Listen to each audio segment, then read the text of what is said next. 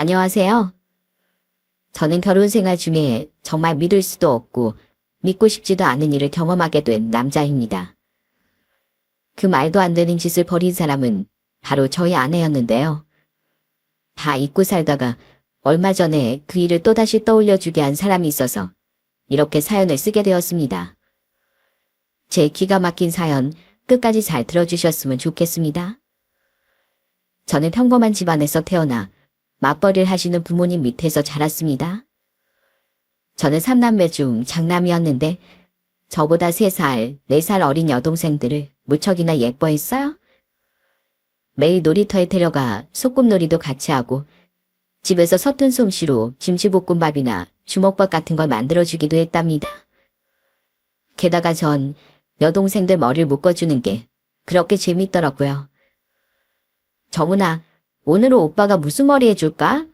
삐삐머리 해줄까? 우와, 나 삐삐머리 할래. 오빠, 나 지난번처럼 예쁘게 해줘야 돼. 그런데 여동생들이 사춘기가 되고 나서부턴 오빠인 절 조금씩 멀리하기 시작하더라고요. 예전엔 동생들한테 말을 걸면 밝게 웃으면서 대답도 잘했었는데 어느 순간부턴 제가 말을 걸고 싶어서 방문을 놓고 하면 오히려 저한테 소리를 지르더라고요. 아, 왜? 나 지금 공부하고 있으니까 귀찮게 하지 말고 저리 가. 또 하루는 주말에 동생들한테 떡볶이 사줄 테니까 같이 나가자고 했는데 또 싫다면서 저한테 짜증을 내는 거예요? 떡볶이는 친구들이랑 먹으면 되지. 왜 오빠랑 먹으러 가? 오빤 떡볶이 같이 먹을 친구도 없어? 사실 제가 별다른 사춘기 없이 지나가서 그런지 몰라도 여동생들이 그렇게 반응하니까 너무 섭섭하더라고요. 저희 부모님은 동생들이 한창 예민할 시기라서 그러는 거니까 저보고 이해하라고 하셨어요. 그렇게 시간이 흘러 어느덧 저는 대학을 졸업하고 평범한 직장에 취업하게 되었습니다. 그리고 이제 성인이 된 제 동생들도 더 이상 저한테 땡땡거리지 않더라고요. 뭐야, 너네 이제 나한테 짜증 안 내기로 작정한 거야?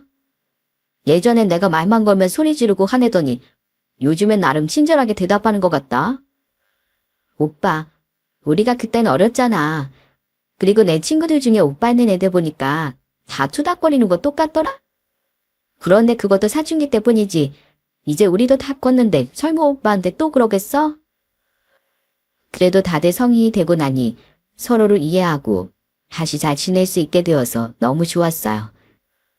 엄청나게 돈독한 남매 사이는 아니었지만 그래도 예전처럼 싸우거나 서로 시비를 거는 일은 없었습니다. 그렇게 저는 직장 생활을 하다가 30대 초반에 저희 부모님이 손자를 알아오셔서 선을 보게 되었어요. 솔직히 전 결혼이 급하지 않았기 때문에 굳이 선을 봐야 되나 싶었는데 저희 부모님 지인의 지인이 건너 간곡히 부탁했다고 하시더라고요. 그렇게 선을 통해 만나게 된 여잔 저보다 2살 어린 20대 후반의 간호사였습니다. 그 여잔 저와 식사를 하면서 이런 얘기를 하더라고요. 사실 저도 제 나이에 선은 좀 이르다고 생각했는데 오늘 나와보니까 이 자리에 나오길 정말 잘한 것 같아요. 어른들이 소개시켜 주신 분이라 그런지 말씀도 되게 어른스럽게 하시고 생각이 깊으신 분 같아서 좋네요. 말하는 것도 되게 상냥하고 생글생글 잘 웃는 모습이 되게 좋아 보이더라고요. 그래서 저는 그 여자와 진지하게 만나게 되었습니다. 그렇게 만남을 가지다가 결혼 약속을 하게 되었고 예비 처가 인사를 드리러 가게 되었습니다. 그런데 예비 장인 장모님께서 절 무척이나 마음에 들어 하시는 거예요. 계속 저보고 인상이 너무 좋다, 말을 듬직하게 잘한다 이러면서 칭찬을 하시더니 심지어 하루빨리 결혼하라는 말씀까지 하시더라고요. 남녀 사이에 서로 좋으면 더 미룰 필요가 없어. 어차피 살림살인 둘이 살면서 돈 모으고 하다 보면 나아지는 거고 갖출 만큼 갖춰서 결혼하려고 하면 좋은 세월 다 지나가 버리는 거야. 그러니까 너무 미루지 말고 우리 혜란이랑 얼른 좋은 가정 이룰 생각하게. 그 후 저희 부모님께도 인사를 드리고 상견례도 진행하게 되었는데 예비 장인 장모님께서 저희 부모님한테 제 칭찬을 엄청 많이 하시더라고요. 사부인, 우리 예비 사이가 저희를 얼마나 챙기는 줄 아십니까? 주말에도 자주 와서 식사도 같이 하고 자꾸 선물 같은 것도 사오더라고요. 게다가 저희 딸한테도 얼마나 잘해주는지 지난번에 같이 밥 먹는데 생선 가시를 일일이 발라주는 걸 보고 제가 다 감동했습니다. 사부인께서는 아들이 어쩜 이렇게 훌륭하게 키우셨어요? 아유, 저희 아들이 착하긴 하지만 그렇게까지 대단한 애는 아니에요. 오히려 우리 예비 며느리야말로 저희한테 얼마나 잘하는데요. 아닙니다. 제가 우리 딸 엄마지만 그래도 우리 딸보단 우리 예비 사이가 훨씬 더 좋은 사람이에요. 나이도 젊은데 직장도 성실하게 다니고 책임감도 강한 것 같고 이렇게 훌륭한 아들을 저희 사이로 맞을 수 있게 해주셔서 정말 감사합니다. 그렇게 저는 예비 장인 장모님의 사랑을 듬뿍 받으며 30대 초반에 결혼을 하게 되었습니다. 그런데 막상 결혼하고 보니 아내가 저희 집에 정말 잘하더라고요. 특히 저희 어머니한테 딸처럼 애교 있게 하는 모습이 너무 보기 좋았어요. 어머님, 왜 제가 만든 시금치 나물은 흐물흐물하고 맛이 이상하죠? 저도 어머님처럼 음식 좀 뚝딱뚝딱 잘했으면 좋겠어요. 아유, 딱 보니까 시금치 너무 오래 데쳤네. 시금치를 살짝만 데쳐야 파릇파릇하고 식감이 살아나는 거거든. 아, 그래요? 어쩐지 시금치를 데쳤는데 숨이 팍 죽어서 제가 시금치를 잘못 산 줄 알았잖아요. 그런데 역시 우리 어머님은 요리 천재신가 봐요. 어떻게 이런 걸 한 번 보고 뭐가 문제인지 바로 아세요? 저희 아내는 옷 같은 걸 살 때도 꼭 제 동생들 것까지 같이 사더라고요.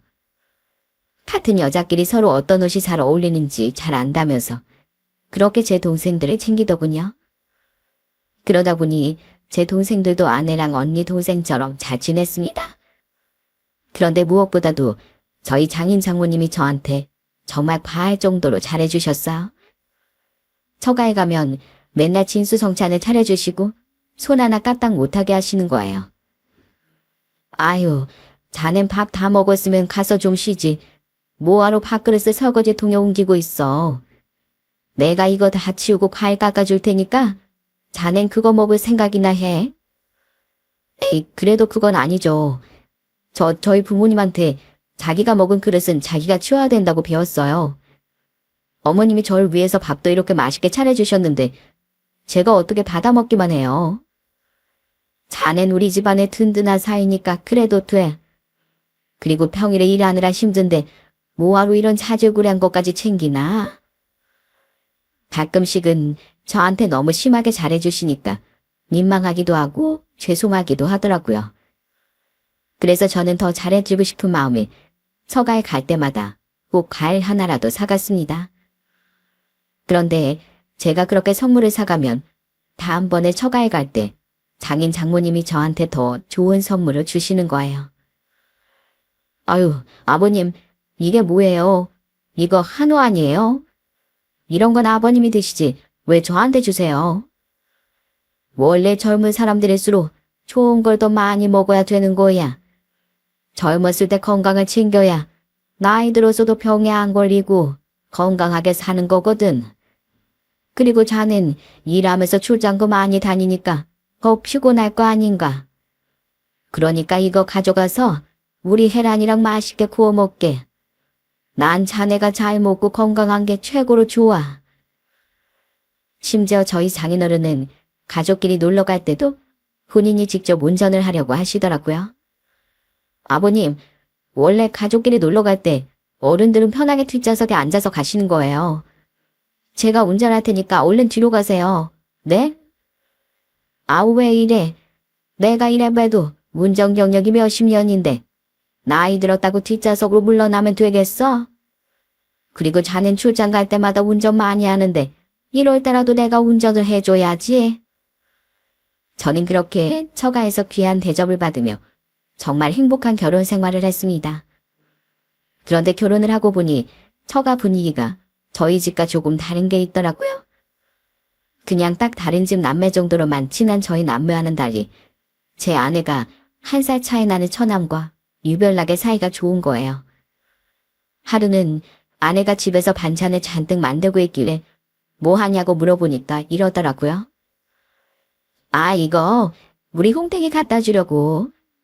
홍땡이가 오피스텔에서 혼자 자취하느라 밥도 맨날 사 먹거나 배달시켜 먹잖아.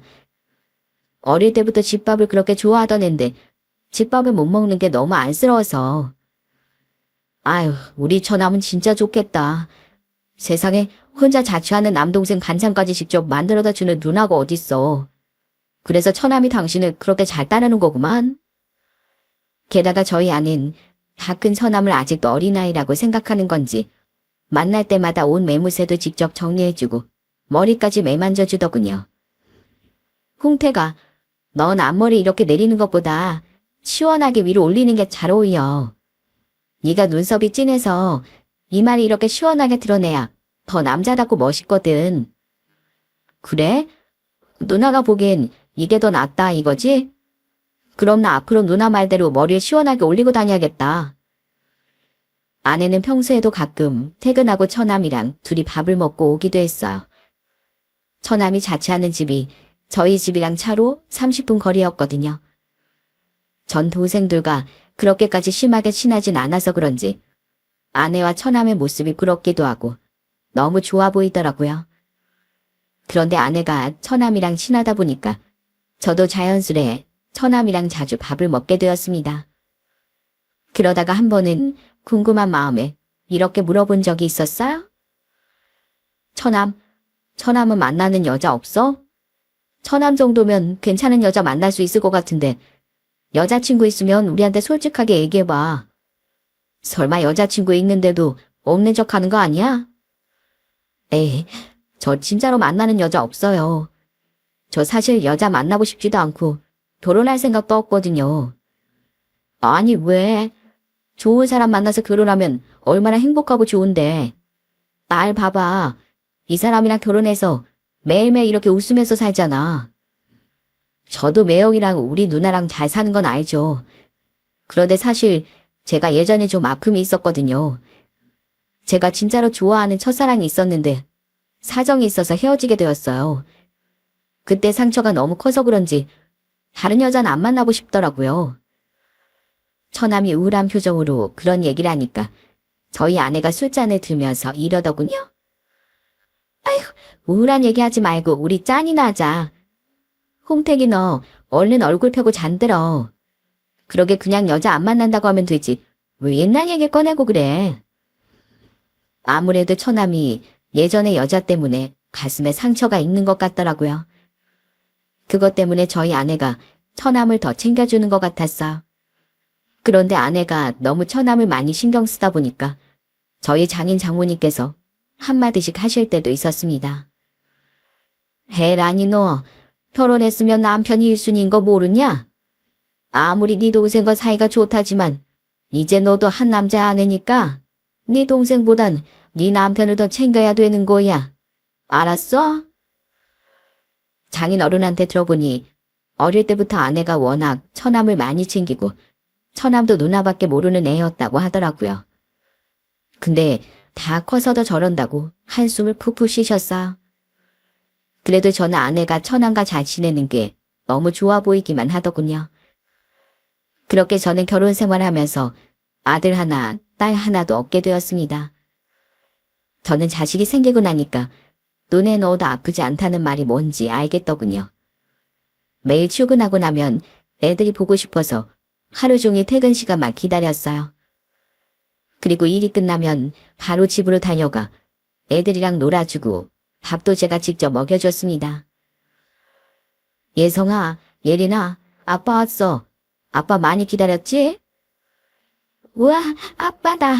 아빠, 잘 다녀오셨어요? 저 아빠 빨리 보고 싶어서 계속 기다리고 있었어요. 정말? 우리 예린이가 아빠를 많이 기다렸구나.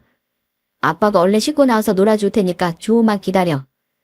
오늘은 우리 뭐 하면서 놀까? 기차놀이 할까? 아니면 마법의 양탄자 놀이 할까? 그러다가 하루는 저희 아들이 밤늦게 열이 펄펄 끓었던 적이 있었어요. 애가 얼굴이 하얗게 질려선 몸이 축 늘어져 있는데 저희 아들한테 무슨 일이 생기는 줄 알고 얼마나 놀랐는지 모릅니다. 그때 아들을 데리고 급하게 응급실로 갔던 것만 생각하면 아직도 가슴이 철렁한 느낌이 들어요. 그런데 저희 애들이 초등학교에 들어가고 나서부터 아내가 저희 가족보단 점점 더 처남을 많이 신경 쓰기 시작했어요. 원래도 처남이랑 사이가 그렇게 좋았는데 갈수록 그게 더 심해지더라고요. 하루는 퇴근하고 집에 갔는데 아내가 애들 밥도 안 차려주고 계속 휴대폰만 붙잡고 있는 거예요. 여보, 도대체 누구랑 연락을 하길래 휴대폰에 그렇게 정신이 팔려 있어? 아, 홍택이랑 깨톡 좀 하고 있었어. 홍택이가 요즘에 회사에서 스트레스 많이 받는 것 같더라고. 원래 그런 일 있을 땐 누가 같이 수다 떨어주면 기분이 좀 풀리잖아. 아이, 그래도 그렇지. 우리 애들 밥부터 먼저 차려주고 해야 되는 거 아니야? 난 당연히 애들 밥 먹었을 줄 알았는데 들어오자마자 애들이 나한테 배고프다고 달려와서 얼마나 놀라는 줄 알아? 제가 그렇게 말했는데도 아내는 조금만 더 얘기하다가 차려준다면서 신경도 안 쓰더라고요. 결국 제가 애들한테 급하게 밥을 차려서 먹일 수밖에 없었습니다. 그러다가 또 하루는 저희 아버지 생신이라서 가족끼리 외식을 하기로 했는데 갑자기 출발하기 직전에 아내가 이러는 거예요. 여보, 어떡하지? 나 아무래도 오늘 아버님 생신 못 갈 것 같아. 방금 전에 연락을 받았는데 글쎄 홍택이가 갑자기 배가 아파서 응급실에 갔대. 나 너무 걱정돼서 얼른 병원에 가봐야겠어. 처남이 응급실에 갔다고 하니까 저도 어쩔 수 없다고 생각해서 아내를 보내줬습니다. 아는 그날 밤 늦게서야 집에 들어왔는데 얘기를 들어보니까 큰 병은 아니었고 그냥 배에 가스가 많이 차서 배가 아팠던 거라고 하더군요. 그런데 그 이후에도 아내는 계속 처남만 챙기더라고요. 하루는 저희 애들을 데리고 외식을 하러 갔는데 아내가 밥을 깨작깨작 먹더니 이러는 거예요. 아, 이거 우리 홍대기가 제일 좋아하는 건데 나만 여기서 이렇게 맛있게 먹고 있으니까 괜히 미안하네. 여보, 나 이거 포장해서 우리 홍택이 갖다 줄래? 홍택이 안 그래도 혼자 사는데 내가 누나라서 이런 거라도 챙겨줘야지. 솔직히 말해서 어느 순간부턴 너무 과하다는 생각이 들더라고요. 처남도 어엿한 직장인인데 먹고 싶은 게 있으면 자기 돈으로 알아서 사 먹을 수 있는 거 아닌가요? 그런데 저희 아내는 처남을 너무 아기처럼 하나하나 다 챙겨주는 거예요. 게다가 어느 순간부턴 뭔 일이 있을 때도 무조건 처남 편만 들기 시작했습니다. 한 번은 처남이 저희 집에 놀러와서 저희 애들과 놀아주고 있었어요. 그런데 처남이 장난기가 도졌는지 저희 딸 머리를 잡아당기고 홀밤을 때리는 바람에 저희 딸이 으앙하고 울음을 터뜨린 겁니다. 저는 그걸 보고 순간 화가 나서 처남한테 한 소리 했습니다. 처남, 왜 애를 울리고 그래? 놀아주려면 기분 좋게 놀아줘야지. 그렇게 머리를 잡아당기고 꿀밤을 때리면 누가 좋아하겠어. 아, 죄송해요. 전 그냥 예린이가 귀여워서 그런 건데 제가 너무 심했나 봐요. 다음부턴 제발 그러지 좀 마. 처남이 장난기가 너무 심하니까 우리 애들이 삼촌 오는 거 싫다고 얘기할 때도 있단 말이야. 그런데 제가 그렇게 얘기했더니 갑자기 저희 아내가 저한테 짜증을 내는 거예요. 여보, 홍태기한테 그런 얘기는 왜 해? 얘가 애를 키워본 적이 없어서 서툴러서 그런 거야. 그래도 삼촌이라고 조카도 놀아주려고 여기까지 왔는데 꼭 그런 식으로 얘기를 해야겠어? 저희 딸이 서럽게 울고 있는데도 처남 편만 드는 걸 보고 정말 어이가 없더군요. 그래서 그날 처남이 집에 돌아간 이후에 아내와 말다툼을 심하게 하기도 했습니다. 그래도 그때까진 아내가 처남이랑 너무 친한 게 좀 짜증나긴 해도 그렇게 큰 문제라고 생각하진 않았어요. 그런데 알고 보니까 제가 모르는 정말 끔찍한 문제가 있었더라고요. 제가 결혼한 지 13년 정도 됐을 때 처가에서 다 같이 술을 마셨던 적이 있습니다. 장인 장모님께서는 일찍 들어가서 주무시고 저도 너무 피곤해서 방에 들어가 골아 떨어지고 말았어요. 그렇게 정신없이 자다가 잠깐 깼는데 아내랑 처남은 아직도 술을 마시고 있는지 거실에서 말소리가 들리더라고요. 그래서 신경 안 쓰고 그냥 다시 자려고 눈을 감았는데 둘이 대화하는 내용이 너무 이상해 정신이 확 깨고 말았습니다. 누나, 매영 눈치챈 거 아니지? 누나 매영한테 안 들키게 진짜 조심해야 돼. 우리 이번에 다시 만나는 거 들키면 엄마 아빠 완전 난리나. 당연하지. 너희 매영은 아무것도 모르니까 걱정하지 마. 그리고 우리 그이 생각보다 보수적인 사람이라 남매끼리 그런 사이일 거라고 아마 상상도 못할걸? 너랑 나랑 그냥 엄청 친한 줄만 알지 서로 사랑하는 사이라는 거 어떻게 알겠어? 그래도 조심하긴 해야 돼. 누나 지난번에 우리 집에 일주일에 3번이나 와서 매영이랑 엄청 싸웠다며. 난 누나랑 자주 만나서 좋은데 우리가 안 들키고 이 사이 유지하려면 어느 정도 적당히 조절하는 게 좋을 것 같아. 그러니까 우리 너무 보고 싶어도 만나는 것 조금만 줄이자고. 어? 알았어. 나도 조금 자제해볼게. 그나저나 우리 그이 자고 있는 거 맞겠지? 혹시 들킬 수도 있으니까 이제 조용히 하자. 아우, 나 진짜 심장 떨려 죽겠단 말이야. 저는 그 둘의 대화를 듣고 너무 기가 막혀서 제가 꿈을 꾸고 있는 줄만 알았습니다. 세상에 다른 사람도 아니고 어떻게 남매끼리 그런 사이일 수가 있나요? 어쩐지 둘이 평소에 너무 과하게 친하다 싶었는데 알고 보니까 그냥 평범한 남매가 아니었던 것 같더라고요. 저는 너무 큰 충격에 소리를 지를 뻔한 걸 겨우 참고 뜬 눈으로 밤을 꼴딱 새고 말았습니다. 날이 밝았는데도 전날 들었던 내용이 도저히 믿어지지가 않아 정신을 차리기가 힘들더라고요. 하지만 저는 제가 들은 이 말도 안 되는 얘기가 사실인지 알아봐야겠다는 생각이 들었습니다. 그래서 정신 똑바로 차리고 그때부터 아내의 뒷조사를 하기 시작했어요. 처음 며칠간은 그냥 평소처럼 아내가 병원에 출퇴근을 하더라고요. 그래서 저는 일부러 현장을 잡기 위해 아내한테 이렇게 얘기했습니다. 여보, 나 이번 주말에 전라도 강주로 1박 2일 출장이 잡혔네. 주말에 오랜만에 애들이랑 같이 어디 놀러 가고 싶었는데 나 아무래도 안 될 것 같아. 괜찮아. 어쩔 수 없지 뭐. 그나저나 당신 주말인데 쉬지도 못하고 출장 가느라 고생이 많겠네. 우리 애들은 내가 알아서 챙길 테니까 걱정하지 말고 조심히 다녀와. 알았지? 저는 그렇게 말하고선 토요일 아침에 진짜 출장 가는 척 집을 나왔어요. 그리고 집 근처에 숨어서 아내가 외출을 하는지 지켜봤습니다. 그런데 저한텐 애들 알아서 챙기겠다고 했던 아내가 오후가 되자 집에서 나와 어디로 가는 거예요. 그래서 조용히 아내를 미행했더니 역시나 처남 집으로 들어가더라고요. 그 모습을 보니까 눈앞이 너무 캄캄하고 어떻게 해야 될지 몰라 1층에서 계속 서 있었습니다. 그러다가 1시간쯤 지났을 때 웬 배달 오토바이 한 대가 건물 앞에 서더라고요. 저는 혹시나 하는 마음에 그 배달원한테 가서 이렇게 물어봤습니다. 저기요, 혹시 이거 어느 집으로 배달 가는 거예요? 그런데 정말 우연의 일치인지 하필이면 그때 배달기사가 저희 처남 집의 호수를 말하더라고요. 그래서 저는 이게 기회다 싶어 배달원과 함께 처남 집을 올라갔습니다.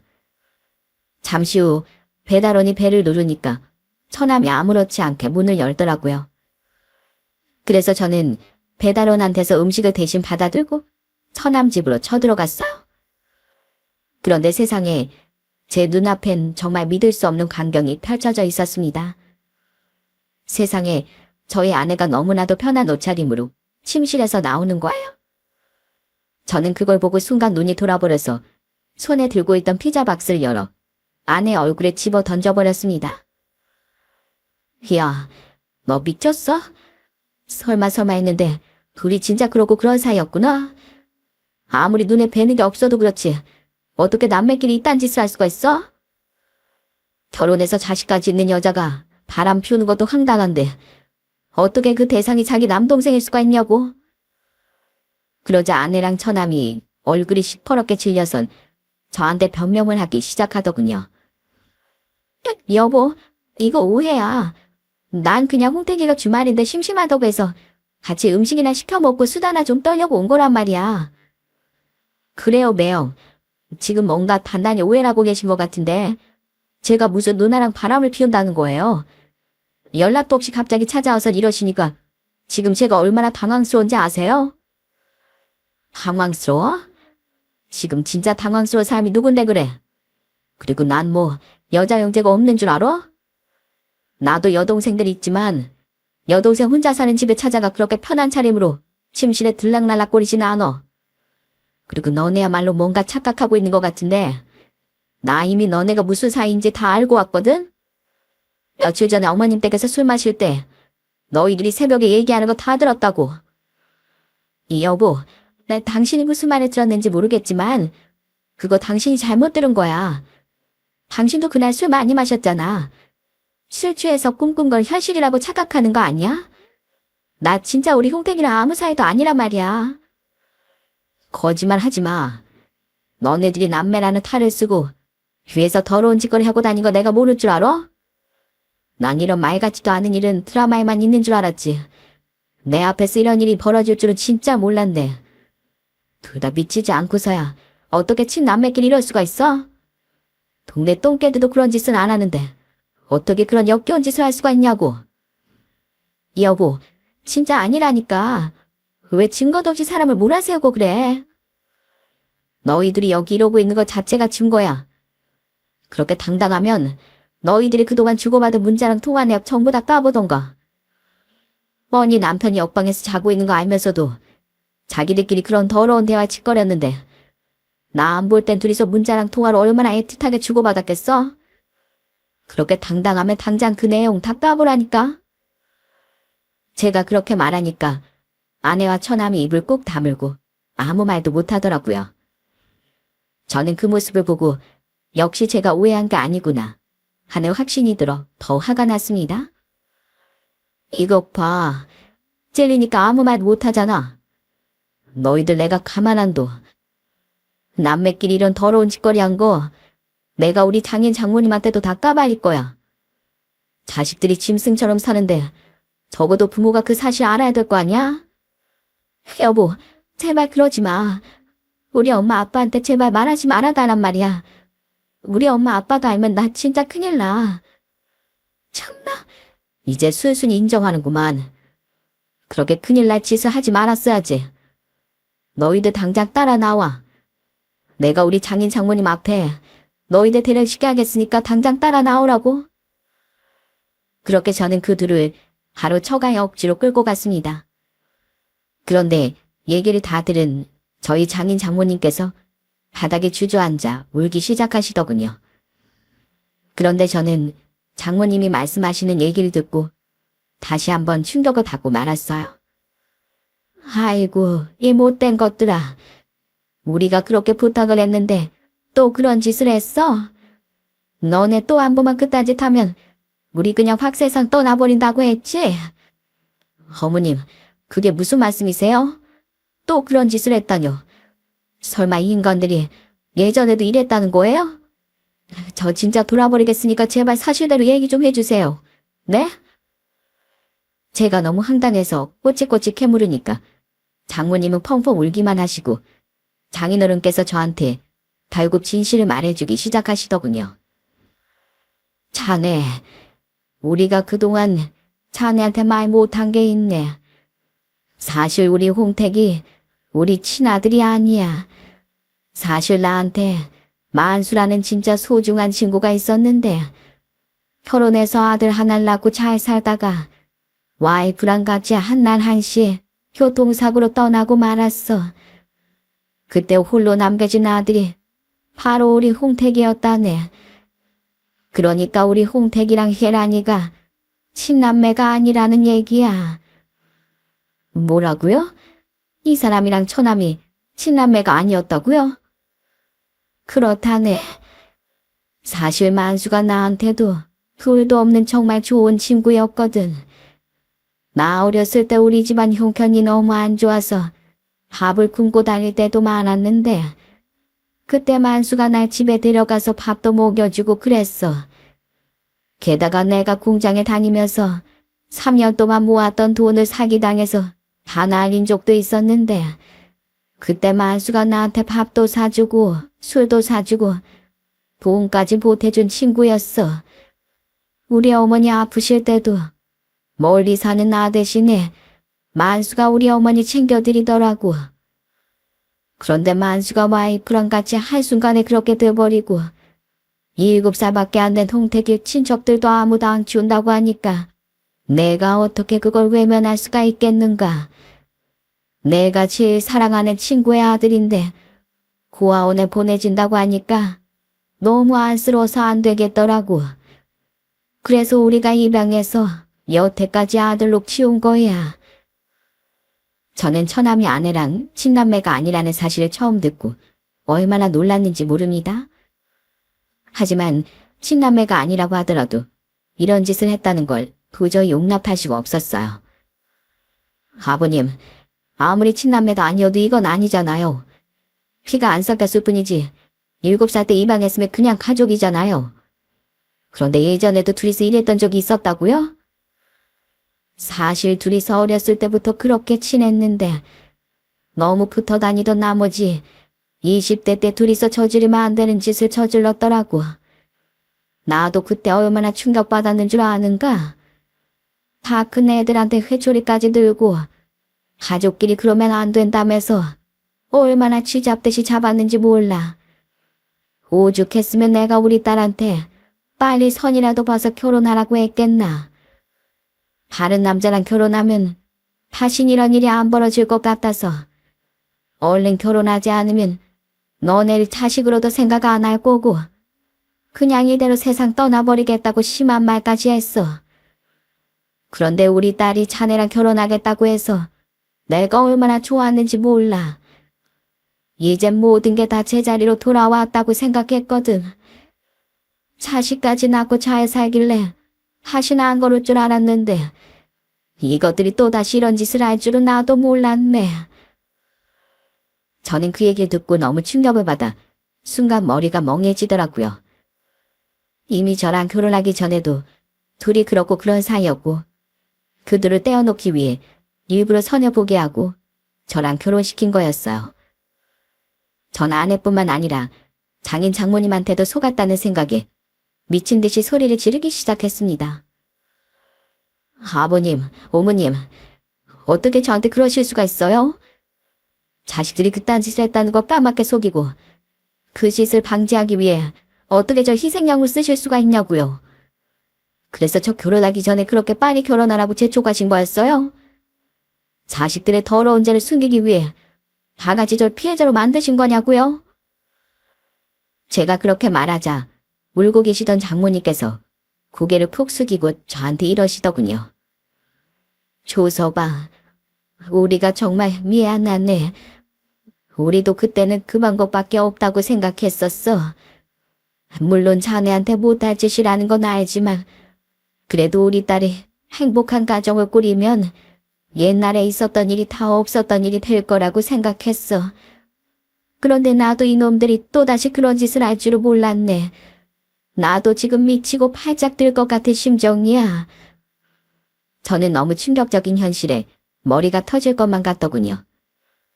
그 와중에 말 한마디 안 하고 고개만 숙이고 있는 아내와 처남을 보고 너무 화가 났어요. 야, 너희들은 사람도 아니야. 어머님 아버님이 불쌍한 친구 아들 걷어주시고 이만큼 키워주셨으면 효도하면서 살 생각을 해야지. 어떻게 남매끼리 이딴 짓을 저질러? 너네 솔직히 말해. 둘이 얼마나 오랫동안 이런 더러운 관계를 유지했던 거야? 설마 나랑 결혼 생활하는 내내 둘이 계속 그렇게 몰래 만났던 거야? 아니야, 여보. 진짜 그건 아니야. 나 그래도 당신이랑 살면서 진짜 당신 사랑했고 당신이랑 사는 거 행복했어.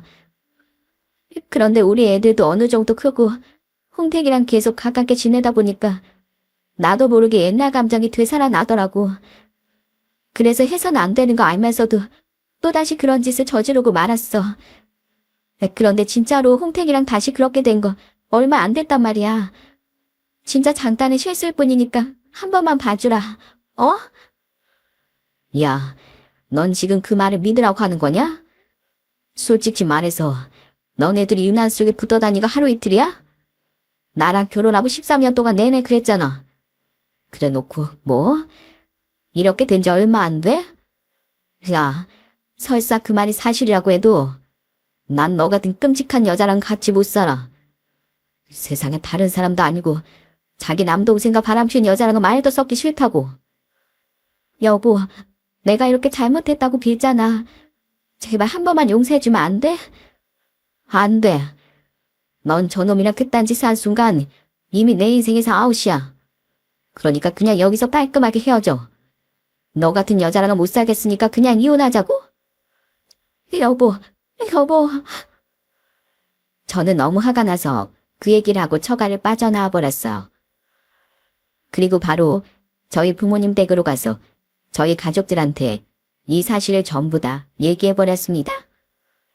그러자 저희 부모님께서 너무 충격을 받아 뒷목을 부여잡고 아무 말씀도 못 하시더라고요. 그런데 그때 제 여동생들이 갑자기 이런 얘기를 하더군요. 아니 그것도 진짜 미친 것들 아니야? 아무리 친남매가 아니어도 그렇지. 여태까지 몇십 년은 남매로 살았는데 무슨 그런 더러운 짓거리 할 수가 있냐고. 그러니까 말이야. 근데 오빠, 둘이 그러고 그런 사이였으면 우리 조카들 오빠 애들 맞는지 의심해봐야 되는 거 아니야? 둘이 결혼 전에도 그런 사이였다며. 그럼 솔직히 우리 조카들도 오빠 애가 아닐지 어떻게 알아? 사실 저도 아내가 처남과 그런 사이라는 걸 알고 나서부터 내심 그 걱정을 하긴 했습니다. 결혼 전부터 그런 사이였으니 충분히 저희 애들이 처남의 자식일 가능성도 있었으니까요. 그래서 저는 제발 아니길 바라면서 저희 애들의 유전자 검사를 의뢰했습니다. 검사 결과가 나올 때까지 밤에 잠도 못 자고 밥도 못 먹고 얼마나 힘들었는지 몰라요. 저희 애들 얼굴을 볼 때마다 눈물이 흐르고 가슴이 아파서 미칠 것만 같았어요. 그렇게 지옥 같은 시간을 보낸 후 드디어 유전자 검사 결과가 나오게 되었습니다.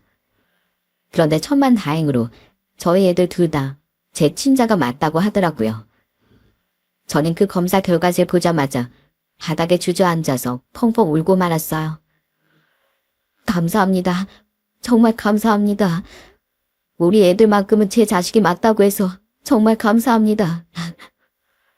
만약에 저희 애들이 제 친자가 아니라고 나왔다면 전 아마 미쳐버렸을지도 모릅니다. 그래도 다행히 제 친자식들이라고 하니까 너무 감사한 마음에 하루 종일 울고 말았어요. 그런데 제가 그렇게 괴로워하는 중에도 저희 아내는 여전히 처남 생각밖에 없는 것 같더라고요. 처음에 저한테 걸렸을 땐 제발 용서해달라고 했으면서 이제 제가 진짜 이혼한다고 하니까 저한테 찾아와서 이러는 거예요? 여보, 정말 미안해. 그런데 나 당신한테 걸린 게 차라리 다행이라고 생각해.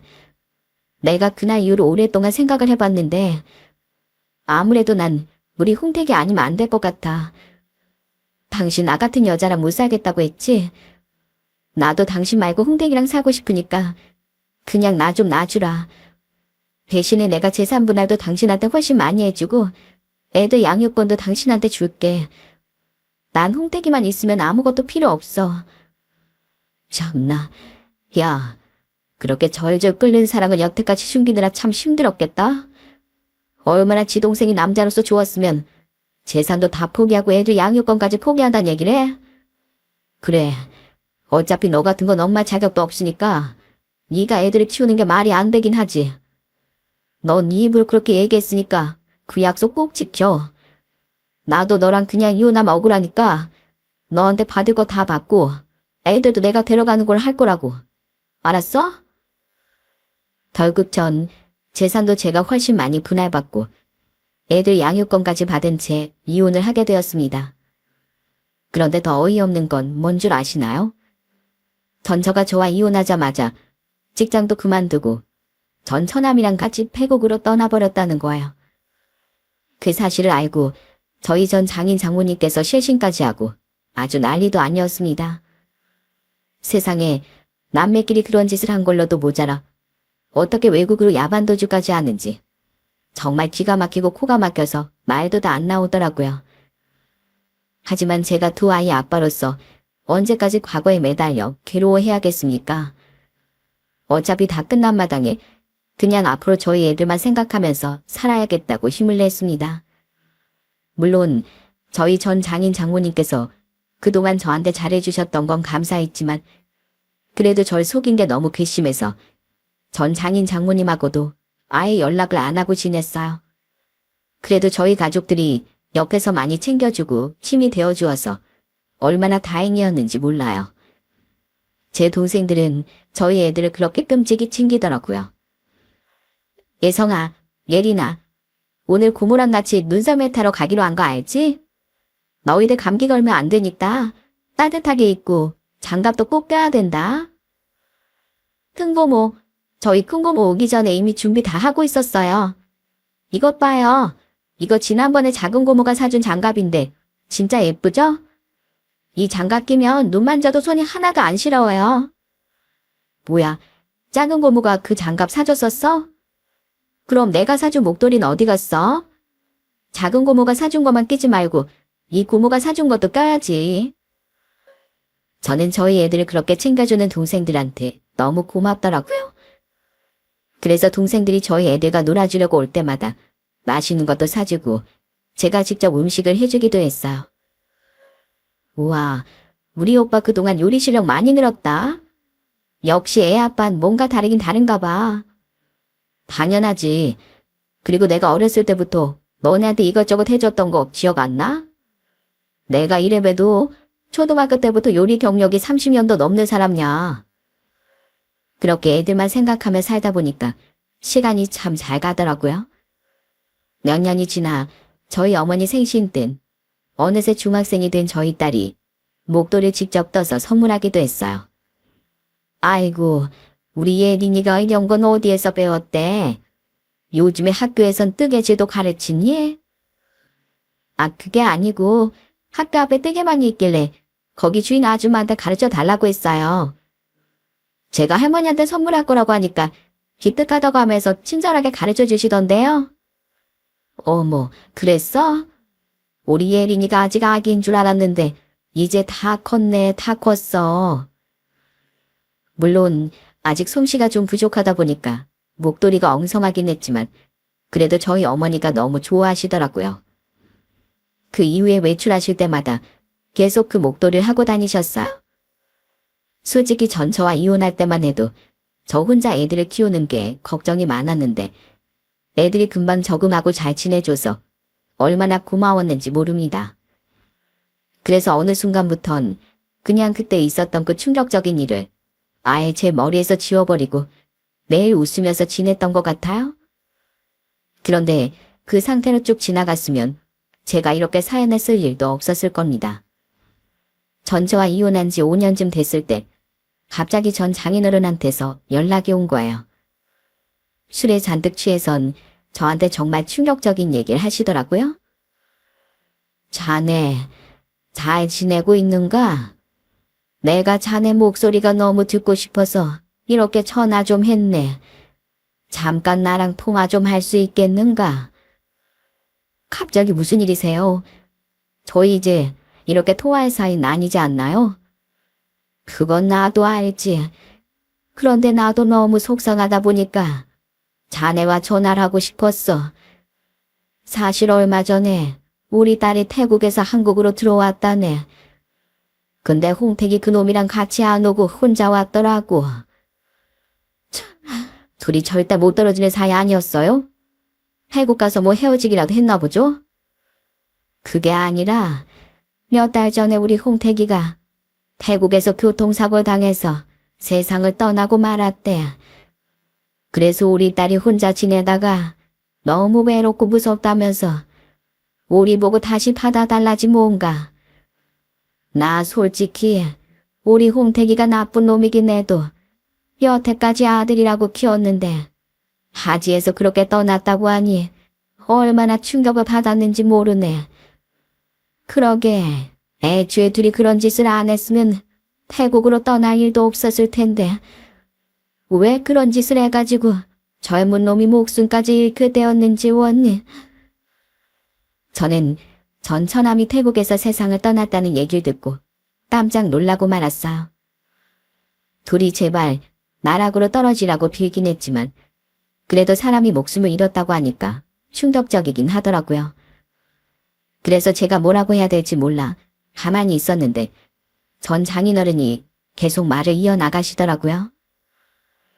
그런데 나도 사람이라 그런지 도저히 우리 딸을 못 받아주겠더라고. 자식이라는 놈들이 하지 말아야 될 짓을 하는 바람에 내가 사위도 잃고 손주들도 잃었지 않은가.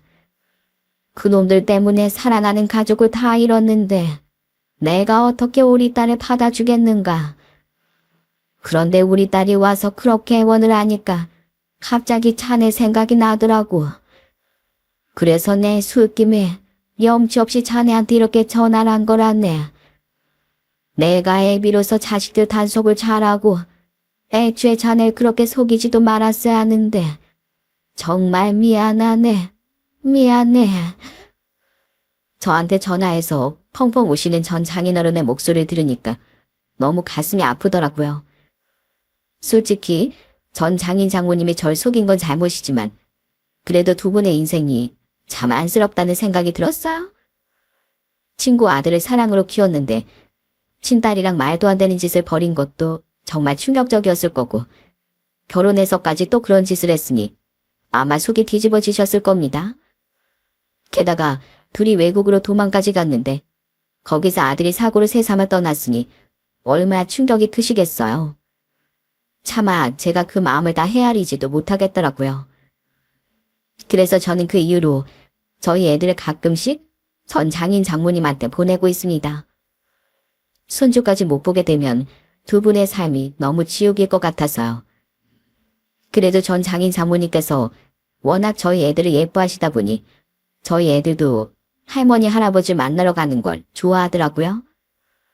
한번 갔다 오면 용돈도 두둑이 받아오고 맛있는 것도 많이 먹었다고 자랑을 하더라고요. 그런데 이 모든 일을 겪고 나서 돌이켜 생각해보면 결국 승자는 없는 것 같아요. 전처의 잘못된 선택으로 인해 우리 모두가 불행해지고 말았으니까요. 물론 저와 애들은 잘 살고 있긴 하지만 다른 집 애들처럼 엄마의 사랑을 받을 수 없는 건 사실이잖아요. 거기다가 저도 그때 당시 정신적인 충격이 상당했고 전 장인 장모님한텐 가슴에 대못이 박혔을 테니까요. 물론 전처가 직업이 간호사다 보니까 한국에서 어떻게든 먹고 살긴 할 겁니다. 그래도 혼자 있는 거와 가족들이 같이 있는 건 차원이 다를 거예요. 이제는 그렇게 죽고 못 살던 그놈도 세상을 떠났고 부모한테까지 버림을 받았으니 아마 평생 쓸쓸히 세상을 살아가지 않을까요? 이래서 사람이 하지 말아야 될 짓은 절대 하지 말아야 되는 것 같습니다. 아마 제 사연을 듣고 계시는 시청자분들께서도 많이 충격을 받으셨을 것 같아요. 솔직히 말해서 이런 일이 일어난다는 게 일반 사람들 상식으론 이해가 안 되는 게 사실이잖아요. 그래도 전 상식이 통하는 사회에서 저희 애들을 어엿하게 키울 생각입니다. 아빠로서 해줄 수 있는 건 다 해주면서 살아갈 거예요. 여러분들께서도 항상 넘지 말아야 할 선이 있다는 걸 명심하시고 이 세상을 살아가셨으면 좋겠습니다. 사연 유튜브 애청자분들께선 다